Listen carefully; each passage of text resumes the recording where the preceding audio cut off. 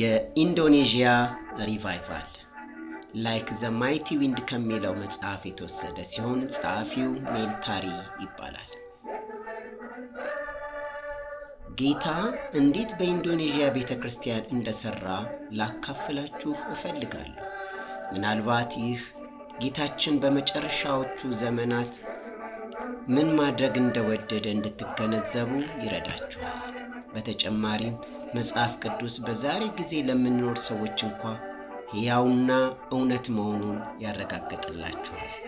እኔ የፕሬስቢቴሪያን ቤተክርስቲያን አባል ነኝ እና ሁሉንም ነገር በቅደም ተከተል በስርዓት የምናደርግ ነበርን። ወደ ቤተክርስቲያን ስንሄድ አምላካችንን እንዴት እንደምናካሂድ ሁሉም ነገር በወረቀት ላይ ተጽፎ ይጠብቀናል። ፓስተሩ አንድ ክፍል ሲያነብ እኛም ምዕመናኑ ሌላኛው ምንባብ ከርሱ በኋላ እንላለን። መቼ መቆም፣ መቼ መቀመጥ፣ መቼ መጸለይና መቼ መዘመር እንዳለብን ሁሉ ቅደም ተከተሉን እናውቃለን። በቤተ ክርስቲያኔ ውስጥ ስላለው የአምልኮ ስርዓት እግዚአብሔርን በእውነት አመሰግነዋለሁ፣ አከብረዋለሁ። ይሁን እንጂ በቤተ ክርስቲያናችን ውስጥ ኃይል አልነበረም። ድንገተኛው ጉብኝት በመጣ ጊዜ ግን ኃይለኛ መነቃቃት ሆነ። እግዚአብሔር ሁሉንም የመንፈስ ቅዱስ ስጦታዎችን ኃይሉንም ፍቅሩንም አደራረጉን ጭምር አፈሰሰልን። ቀኑ እንደ አውሮፓ አቆጣጠር መስከረም 26 ቀን 1965 ዓ.ም ነው። ያንን ምሽት ከቶ አረሳው። በሁሉም የዕድሜ ክልል የምንገኝ ወደ 200 የምንጠጋ ሰዎች በቤተ ክርስቲያናችን ተሰብስበን አብረን እየጸለይን ነበር። ስንጸልይ ሳለ ድንገት አንድ እንግዳ ነገር መከሰት ጀመረ። ይህን በመጽሐፍ ቅዱስ የሐዋርያት ሥራ ምዕራፍ 2 ላይ የሚገኘው ሊገልጸው የሚችለው አይነት ነው። ይህን ክፍል ሁላችንም ለዓመታት ከማወቅ አልፈን በቃላችን ሸምድደን ያዝነው የምንናገረው እውነት ነው። ነገር ግን በራሳችን ውስጥ አጋጥሞን አያውቅም ነበር። ፓስተራችን ብዙ ጊዜ እንዲህ ይለናል። ከ2000 ዓመታት በፊት እግዚአብሔር መንፈስ ቅዱስን ለቤተ ክርስቲያን ስለሰጠ የእውነተኛይቱ ቤተ ክርስቲያን አባል ከሆንክ ወዲያውኑ የመንፈስ ቅዱስን ጥምቀት ተቀብለሃል ማለት ነው። በቃ እንዲያ ነው ይለናል። በዚያች ምሽት ጌታ ሁላችንንም አይኖች በከፈተ ጊዜ ግን ነገርየው ሌላ በረከት እንደሆነ ተረዳ። ዮሐንስ 3:16 በእርሱ የሚያምን ሁሉ የዘላለም ሕይወት እንዲኖረው እንጂ እንዳይጠፋ እግዚአብሔር አንድያ ልጁን እስኪልክ ድረስ ዓለሙን እንዲሁ ወዷልና ይላል። አዎ እግዚአብሔር ልጁን ለዓለም ሁሉ ሰጠው። ያም ሆኖ በዓለም ያለ ሰው ሁሉ ወደ ሰማይ ይሄዳል ማለት አይደለም። ምንም እንኳን ልጁን ለዓለም ቢሰጥም ወደ ሰማይ የሚሄድ ሰው ሁሉ ለመዳን ወደ ወልድ ወደ ኢየሱስ ክርስቶስ መምጣት እና እርሱን የግል አዳኙ አድርጎ መቀበል አለበት። በመንፈስ ቅዱስ መጠመቅ ላይም ተመሳሳይ ነው። ኢየሱስ እንደ ግል አዳኛችን ለተቀበልን የክርስቶስ አካልን ለሆንን ሁሉ መንፈስ ቅዱስን ፈቅዶለታል። መንፈስ ቅዱስን ሰጥቶታል። ይሁን እንጂ በመንፈስ ለመጠበቅ የሁሉም ሰው የግል ፍላጎት፣ መነሳሳት እና መጠማት ያስፈልጋል። በዚያች ልዩ ምሽት ጌታ ዓይናችንን መክፈት ስለጀመረ እንዲሁም መንፈስ ቅዱስን ለመሞላት በልባችን ውስጥ ረሃብ ስላደረገ እግዚአብሔርን እናመሰግናለን። መጥምቁ ዮሐንስ እኔ በውሃ አጠምቃችኋለሁ፣ ከኔ በኋላ የሚመጣው ግን በመንፈስ ቅዱስና በእሳት ያጠምቃችኋል በማለት እንደተናገረ ይህ ተስፋ እግዚአብሔር ለእኛም አደረገ። በብዙ ዓመታት በሰባኪዎቻችን የተሳሳተ መረዳት ከ2000 ዓመታት በፊት በኖረው ሰዎች ተሞክሮ ላይ መተማመን አለብን የሚል መረዳት ነበረ። ክርስትና በሌሎች ተሞክሮ ላይ የተመሰረተ እንዳልሆነ ለልባችን ተናገረን ማለት ነው። ክርስትና ከሕያው አምላክ ጋር የግል ልምምድ ያለበት ሕይወት ነው። እግዚአብሔር ይመስገን። ታዲያ በዚያች ምሽት አብረን ስንጸልይ ሳለ መንፈስ ቅዱስ በጴንጤቆስጤ ቀን እንዳደረገው ሁሉ ድንገት መጣ። በሐዋርያት ሥራ ምዕራፍ 2 ላይ እንዳለው ኃይለኛ ነፋስ ከሰማይ እንደመጣ እንዳነበብነው እኛም በዚያ ምሽት ልዩ ነገር ገጠመ። ከእቴ አጠገብ ተቀምጬ ሳለሁ ይህን ኃይለኛ የችኮላ እንደ ንፋስ ያለ ድምፅ ሰማሁ። በቤተ ክርስቲያኗ ውስጥ እንደ አውሎ ነፋስ እየነፈሰ ይመስላል። ዙሪያውን ተመለከትኩ፣ ነገር ግን ምንም ነገር የሚታይ የለም። ወደ እቴ ዞርኩ። እንግዳ የሆነ ድምፅ አይሰማሽም ስል ጠየቅኳት። አዎ ትክክል ነህ፣ ነገር ግን ዝም ብለህ ጸልይ አለችኝ። መጸለያዋንም ቀጠለች። ነገር ግን ባልተለመደ ሁኔታ በተመሳሳይ ጊዜ ሌሎች ብዙ ሰዎች ድምፃቸውን ከፍ አድርገው መጸለይ ሲጀምሩ ሰማሁ። በቤተ ክርስቲያናችን ውስጥ ሁልጊዜ በፍጹም መደማመጥ ቅደም ተከተል ጠብቀን አንድ በአንድ እንደምንጸልይ የታወቀ ነው። ሁሉም ነገር ከፊት ለፊታችን ስለተጻፈ አንድ ሰው በቤተ ክርስቲያናችን ከጸለየ በቂ ነበር። ብዙዎች አብረው እኩል እንዲህ መጸለይ ከነበረባቸው ጸሎቱ መጻፍ ነበረበት ብዬ አሰብኩኝ። ነገር ግን በዚያች ሌሊት እነዚያ ፕሬስቢቴሪያኖች ወገኖቼ የተጻፈውን ትእዛዝ እና ከፊት ለፊታቸው ያሉትን የሰፈሩትን ጸሎቶች ረስተው በመንፈስ መጸለይ ጀመሩ። መጀመሪያ ላይ አንድ እያሉ ከዚያ ሁሉም በአንድ ጊዜ መጸለይ። ውዴ ኢየሱስ፣ በዚህ ቤተ ክርስቲያን ውስጥ ምን እየሆነ ነው? የጽሑፉን ትእዛዝ እኮ ጥሰውታል አልኩ። ሁሉም ሰው እየጸለየ ሳለ አገልጋዮችን ቀና ብዬ ተመለከትኩ። ፊታቸው ላይ እንዴት ያለ የጭንቀት እይታ እንደነበራቸው ልነግራቸው አልችልም። እነርሱ በመድረኩ ላይ በቤተ ክርስቲያኑ ፊት ለፊት ተቀምጠው ነበር። እናም እነዚያ 200 ሰዎች እንዴት ስርዓት እንደሚያስይዙ ግራ ገብቷቸዋል። እነሱም ኃይለኛ የሚጣደፈውን የነፋስ አይነት ድምፅ እየሰሙ ነበር። እንደገና ዙሪያውን ተመለከቱ። ነገር ግን አሁንም ምንም የሚንቀሳቀስ ነገር አልነበረም፣ ድምፅ ብቻ ነበር። ከዚያም ከቤተ ክርስቲያን ውጪ የእሳት ማስጠንቀቂያ ደውል ሲደወልና በፍጥነት ሲጮህ ሰማ። ከቤተ ክርስቲያን ማዶ የፖሊስ ጣቢያና የእሳት አደጋ ደውል ነበር። ኋላ እንደተረዳነው በፖሊስ ጣቢያ ውስጥ ያለው ሰው ቤተ ክርስቲያናችን በእሳት መቃጠሏን ስላየ የመንደሩ ሰዎች ቶሎ እንዲመጡና እሳቱን እንዲያጠፉ ለመንገር የደወለው ነበር። በዚያ ዘመን ዘመናዊ የእሳት አደጋ መከላከያ ስላልነበረ ለዚህ የተዘጋጀ ደውል ብቻ እንደውላለን እና ህዝቡ እሳት እንዳለ በመገንዘብ ከየመንደሩ ዙሪያ የውሃ ባልዲዎቻቸውን ውሃ ሞልተው እና ሌሎች ነገሮችን ይዘው እሳቱን ለማጥፋት ይመጣሉ። እናም ወደ ቤተ ክርስቲያን ሲደርሱ እሳቱን አዩ። ነገር ግን ቤተ ክርስቲያኗ አልተቃጠለችም ነበር። ይገርማል። የተፈጥሮ እሳት ሳይሆን ለካ የእግዚአብሔር ሰማይ እሳት ነበር። በዚያ ክስተት ነው እንግዲህ ብዙ ሰዎች ወደዚያ አደጋ ወደ መሰላቸው ክስተት መጥተው ኢየሱስ ክርስቶስን የግል አዳኛቸው አድርገው ለመቀበል የታደሉትና መንፈስ ቅዱስን የተጠመቁት። ዋ አስደናቂ ምሽት! እኛ እኮ ፕሬስቢቴሪያኖች እንደመሆናችን መጠን በዚያ ጊዜ ጥምቀት ወይም መንፈስ ቅዱስን መሞላት የሚሉትን ቃላት ከቶ አናውቃቸውም ነበር። ይህ ለእኛ አዲስ ነገር ነው። ነገር ግን ጌታ ዓይናችንን ከፍቶ ከዘመናት በፊት በአባቶቻችን ልምምድ ላይ እንዳንቆም ባደረገ ጊዜ ድንቅ የሆነ ልምምድ ውስጥ ገባን። በወላጆቻችን አሊያም በቀደሙት በነ ጴጥሮስ በነ ጳውሎስ አሊያም በሌሎቹ ተመክሮ ላይ መቆም በእነዚያም መደገፍ ሊኖርብን አይገባም። ዛሬም ጌታ በእኛ ይሰራል።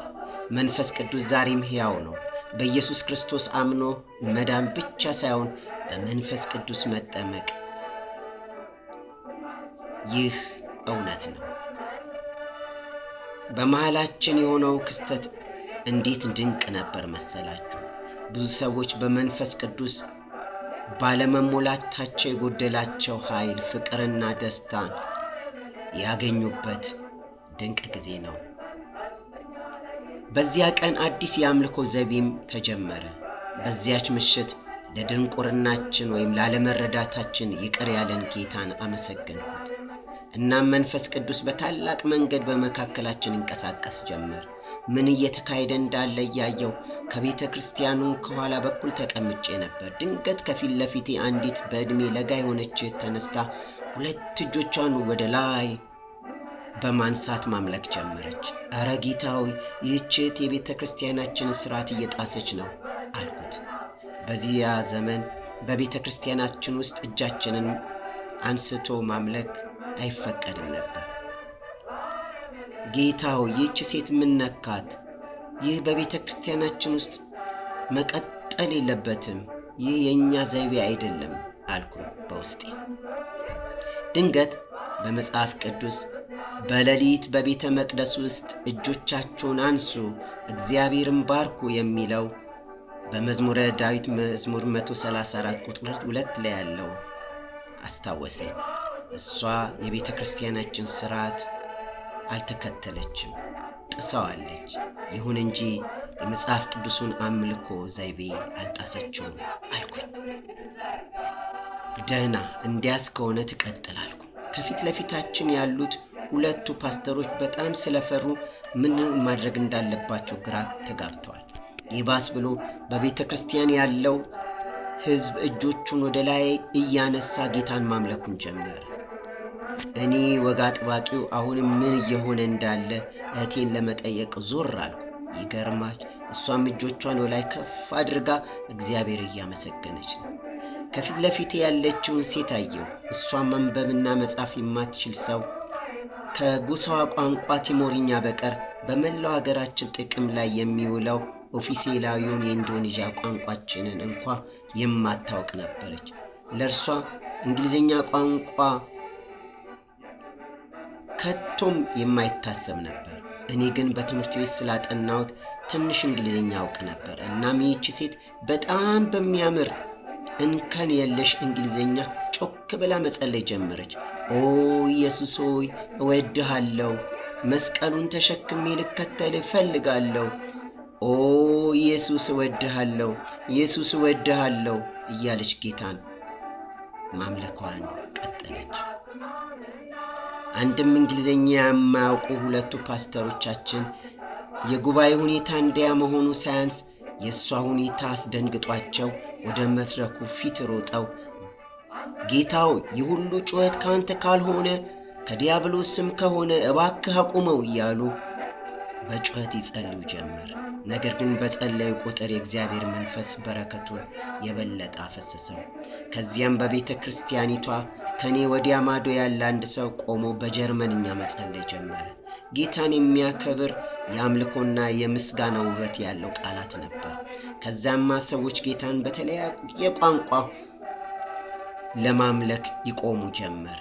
ያ ምሽት ሰማይ ወደ ምድር ዝቅ ያለበት እጅግ ድንቅ ጊዜ ነበር። አንዳንዶች በፈረንሳይኛ ይናገሩ ነበር፣ ሌሎች ደግሞ በተለያየ የጎሳ ቋንቋዎች እግዚአብሔርን ያመሰግኑ ነበር። አንዷ እህት ደግሞ ያለማቋረጥ ሻሎም ሻሎም ትል ነበር። በዕብራይስጥ ቋንቋ ሰላም እያለች መሆኗን እንኳን አንዳች የምታውቅ አልነበራትም።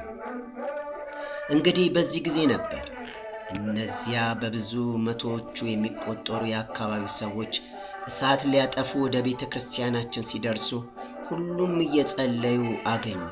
እናም በእነዚህ የቤተ ክርስቲያን ሰዎች መካከል ምን እየሆነ ነው አሉ።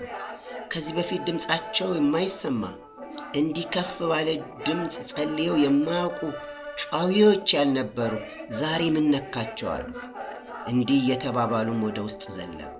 ታዲያ በዚያ ምሽት 200 መሆናችን ቀርቶ በሺዎች የምንቆጠር በቤተ ክርስቲያኒቷ ተከማችን ማለት ነው። መንፈስ ቅዱስ እየተቀሳቀሰ ስለነበር በቤተ ክርስቲያኒቱ የተገኙት ሁሉ በእርሱ እየተወቀሱ ጌታ ኢየሱስን የግል አዳኛቸው አድርገው ይቀበሉ ጀመር። ኃጢአታቸውን በመናዘዝም ወደ ቤት እየሮጡ የጥንቆላ ዕቃዎቻቸውን፣ አጋንንትን የሚጠሩበት ቁሳቁሶቻቸውን እንዲሁም ያንን ክፉ ነገር የሚተረጉሙበት መጻሕፍቶቻቸውን ወደ ቤተ ክርስቲያናችን በማምጣት በቤተ ክርስቲያናችን ኋላ ባለ ሜዳ ላይ አድርገው አብረውን ያቃጥሉት ጀመር። የሁሉ ሲሆን በዚያ ምሽት አንድም ሰው እየሰበከ አልነበረም። ነገር ግን መንፈስ ቅዱስ በራሱ አካሄድ ይንቀሳቀስ ነበር። ፕሮግራሙ እስከ እኩለ ሌሊት ቀጠለ። ለአንዳንድ ወገኖች ጌታ የግለሰቦችን ችግርና ኃጢአታቸውን እየገለጠላቸው በሚናገሩበት ጊዜ ጉዳዩ የሚመለከታቸው ሰዎች ልብ ውስጥ መንፈስ ቅዱስ ስራውን እየሰራ መፍትሄ ያመጣ ነበር። ሁሉም ከአምላኩ ጋር እርቅ ያደርግ ይጽናናም ነበር። ምን አይነት ድንቅ ጌታ ነው! እንዲህ ያለውን ግራ መጋባት ከመካከላችን ያራቀልን። በዚያ ምሽት ያልተለመደም ስብከትም ሆነ። ከወንድሞች አንዱ ድንገት ተነስቶ ወደ ምስባኩ ሄደ። ይሄ ያልተለመደ ነው። ቤተ ክርስቲያን ያልሾመችው ሕዝቡ መሃል ቆሞ ሊሰብክ እንዴት ይሆናል? ያ መቆሚያ ለመጋቢዎችና ለሽማግሌዎች ብቻ የተፈቀደ ነበር እና ይህ ወንድም በፊት ለፊታችን በዚያ ቆሞ መጽሐፍ ቅዱስን ከፈተው። ሳቄን ልለቀው ምንም አልቀረኝም። ምክንያቱም ይህ ወንድም እኮ ጌታን የተቀበለው በቅርብ ነው። ምስኪን ሰው ትናንት ጌታን ተቀብሎ አሁን ሊሰብክልን የሆነ ነገርማ መሆን አለበታል ደራሲ። ነገር ግን ምን እንደሚሰማን እርሱ ግድ አልነበረው። መጽሐፍ ቅዱስን ከፍቶ ወንድሞች ሆይ እህቴዎቼ ሆይ ጌታዬን የመንፈስ ቅዱስ ሥራ እንደሆነ ነግሮኛል አለ። ከዚያም የሐዋርያት ሥራ ምዕራፍ 2ን ከፍቶ ቁጥር 17ን ማንበብ ጀመረ።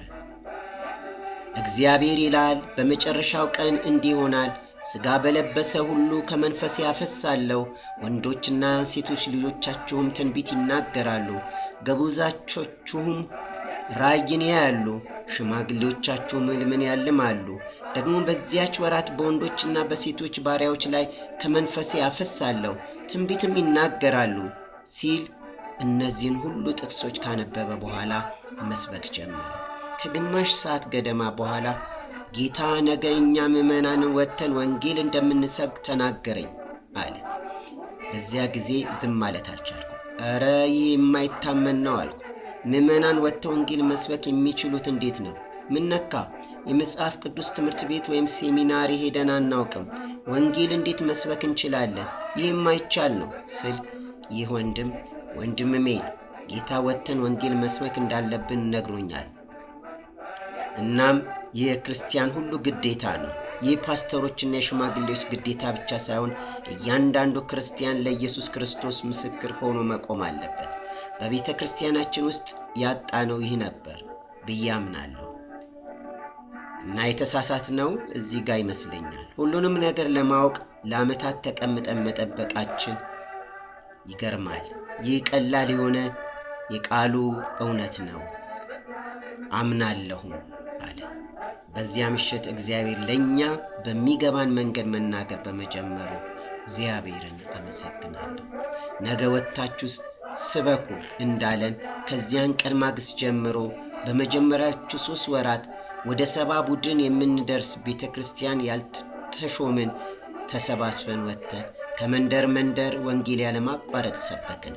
ወንጌል ለመስበክ በወጣን ጊዜ ድንቅን ምልክቶችን በመካከላችን ያደርግ ነበር። እንዲያ ነው እንግዲህ የኢንዶኔዥያ ታድሶ ወይም ሪቫይቫል የጀመረው። ጌታ በአዋቂዎች ብቻ ሳይሆን በልጆች በመካከላችን አስደናቂ ሥራ ይሠራ ስለነበር ልጆች በ8 ቡድን የተከፈሉ በእያንዳንዱ ቡድን ውስጥ ከ8 እስከ 10 የሚሆኑ አባላት ይዘው ይንቀሳቀሱ ነበር። እድሜያቸው ከ6 እስከ 10 ይደርስ ነበር። እነዚህ ከአንደኛ እስከ 4ኛ ክፍል የሚደርሱ ልጆች ጠዋት በማለዳ 1 ሰዓት ላይ ወደ ትምህርት ቤት ይሄዳሉ፣ እስከ ምሳ ሰዓት ይቆያሉ። እነዚህ ልጆች ይህን ሪቫይቫል በሆነ ጊዜ ታዲያ ምሳ ከበሉ በኋላ እንደ ማንኛውም ልጅ ከመጫወት ይልቅ ከ10 ሰዓት እስከ 12 ሰዓት ወደ ጸሎት ስብሰባ ይመጡና በጸሎት ያሳልፋሉ። የሚገርመው ልጆቹ በእግዚአብሔር ፊት ጉልበታቸውን አንበርክከው እጆቻቸውን እያነሱ በጸሎቶቻቸው በዙሪያ ያለውን ማህበረሰብ ብቻ ሳይሆን ለምድር ሁሉ ይማልዱ ነበር። ከሸክሞቻቸው የተነሳ እጃቸው እያነሱ እያለቀሱ ይጸልያሉ። በዚያ ጊዜ መንፈስ ቅዱስ በእነርሱ በኩል በትንቢት ይናገር ነበር፣ መመሪያ ይሰጣቸው ነበር፣ ምስጢርን ይገልጥላቸው ነበር። ቅዳሜ ከሰዓት በኋላ ወደ አካባቢው መንደሮች በእግራቸው ይጓዙና ወንጌል ይሰብካሉ። አካባቢ እንግዲህ ስንል ከ8 እስከ 16 ኪሎ ሜትርን ሁሉ የሚያካትት ነበር። ይህንንም በቡድኑ ሆነው በየሳምንቱ ያደርጉት ስለነበር አዋቂም አብሯቸው ስለማይሄድ አንድ ቀን እንዲህ ሲል ጠየቅኳቸው፣ ምንም አትፈሩም? ወንድሜ ሜል ለምን እንፈራለን ሲሉ በመጠየቅ መላእክቶች አንዱ በፊት አንዱ ደግሞ ከኋላ አንደኛው በግራ ሌላኛው በቀኝ ሆነው ይጠብቁናል፣ ወደምንሄድበትም ይመሩናል። እኛም ዝም ብለን መንፈስ ቅዱስን እንዳዘዘን እነርሱን እንከተላለን አሉ። በልጆቹ መካከል እግዚአብሔር በድንቅ ከመስራቱ የተነሳ እነዚያ ልጆች እነዚያን ትናንሽ እጆች በትላልቆች ራስ ላይ ሲጭኑ ብዙ ሰዎች ይፈወሱ ነበር። እግዚአብሔር በእነሱ ብዙ ድንቅ ታምራት አድርጓል። አንድ ቀን የገጠማቸውን ልንገራችሁ። እንዲሁ ወንጌል ለማድረስ እየሄዱ ሳለ አንድ በአገራችን ልጆች በጣም የሚወደድ የፍራፍሬ ዛፍ ያለበት አካባቢ ይደርሳሉ። ልዩ የሆነው ፍራፍሬም ጓቫ ይባላል። እናም እዚያ ቦታ ሲደርሱ የሁሉም ዓይን አረፈበትና ለመብላት ሲያፈሰፈስፉ ያየ መልአክ እንዳታደርጉ ተጠንቀቁ፣ ወደምትሄዱበት መንደር ስትደርሱ ፍራፍሬውን ታገኛላችሁ፣ ገና ብዙ መንገድ ይቀራችኋል፣ እንዳትቆሙ ይላቸዋል። ነገር ግን ያዩት በጣም የሚያስጎመጅ ነበርና እንደ ማንኛውም ሕፃናቶች እነሱም የታዘዙ አልሆኑም።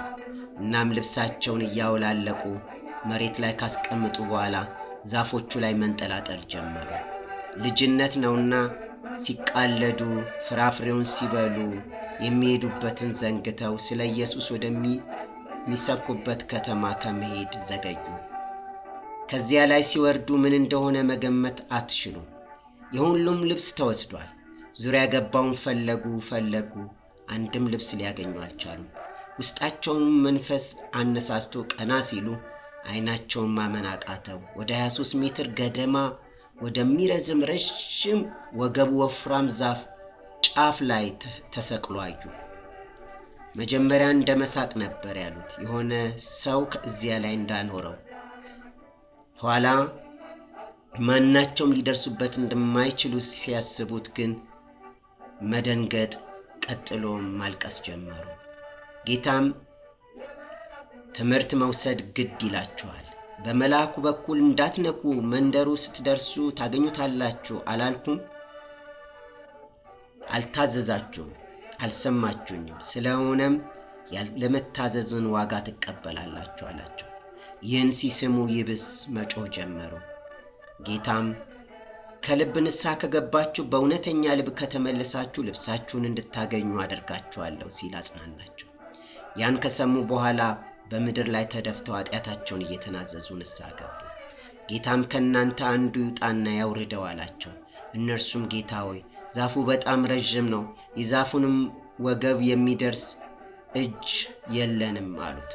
አይዟችሁ እግራችሁን እንደ ሸለሊት እግር እጃችሁንም እንዲሁ ያጣበኩት አወጣችኋለሁ አለና ከነርሱ መካከል የሚወጣው ልጅ መረጠላቸው። ያም ልጅ መውጣት ሲጀምር እጁም እግሩም ጌታ እንዳለው እየተጣበቀለት ጫፍ ደረሰ። ልብሱንም አወረደላቸው። ወዲያውም ወደሚሄዱበት ከተማ ደረሱ። እሁድ ዕለት ሲያገለግሉ ምስክርነቱን እየሰሙ ብዙ ሰዎች ወደ ጌታ መጡ። አዎ ብዙ ድንቅ ተአምራት በእነዚህ ልጆች ይከናወን ነበር። ብዙ ታላላቅ ነገሮች በእኛም ባዋቂዎች በልጆችም መካከል እግዚአብሔር መስራቱን ቀጠለ። ክብር ለእግዚአብሔር ይሁን።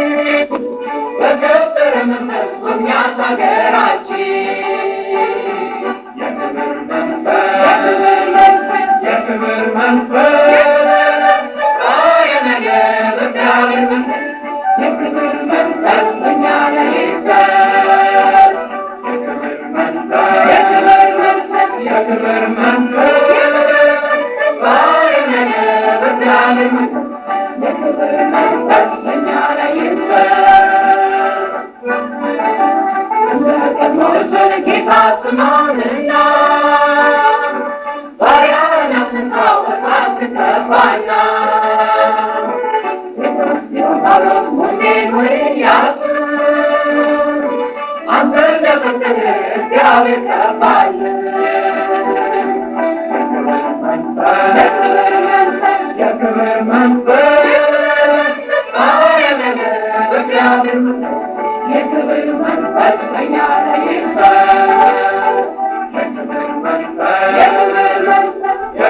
Mantra